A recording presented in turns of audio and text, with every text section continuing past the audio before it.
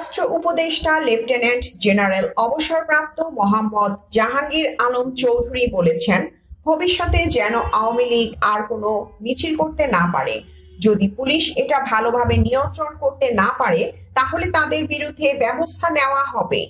শনিবার 19 এপ্রিল রাজধানীর বিমানবন্দর থানা পরিদর্শন শেষে তিনি এ কঠোর বার্তা দেন পুলিশ বাহিনীকে।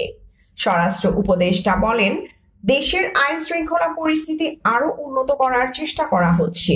এজন্য পুলিশ সদস্যদের বিষয়টিও ভাবা হচ্ছে। আমরা চেষ্টা করছি যারা নিচের স্তরের পুলিশ সদস্য তাদের নিজ নিজ জেলায় রাখার, তাহলে তারা সহজেই পরিবারের সঙ্গে সময় কাটাতে পারবেন। তাদের ছুটির সংখ্যা খুবই কম বলে জানান তিনি। বিমানবন্দরে থানার বিভিন্ন কক্ষ এবং ক্যান্টিন পরিদর্শন করে তিনি বলেন, পুলিশের থাকা খাওয়ার ব্যবস্থা কেমন সেটি পরিদর্শন করছি। থাকা খাওয়া ঠিকমতো না হলে পুলিশ সদস্যদের দিয়ে কাজ করানো যাবে না। গত কিছুদিন ধরে রাজধানী সহ দেশের বিভিন্ন স্থানে পতিত আওয়ামী লীগের নেতাকর্মীরা ঝটিকা মিছিল করেছে, যা নিয়ে জনমনে আতঙ্ক তৈরি হয়েছে। এ নিয়ে রাজধানীর উত্তরা সহ বেশ কিছু জায়গায় আওয়ামী লীগকে নিষিদ্ধ করার দাবিতে বিক্ষোভ মিছিল করেছে স্থানীয়রা।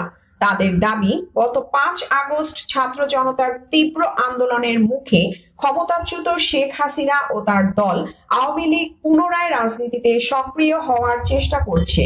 এতে নীরব ভূমিকা পালন করছে পুলিশ সদস্যরা। একই সঙ্গে তারা দাবি তুলছেন, আওয়ামী লীগকে রাজনীতিতে নিষিদ্ধ ও জুলাই আন্দোলনে গণহত্যা চালানোর দায়ে তাদের বিচারের আওতায় আনার। News desk, voice, Chittagong.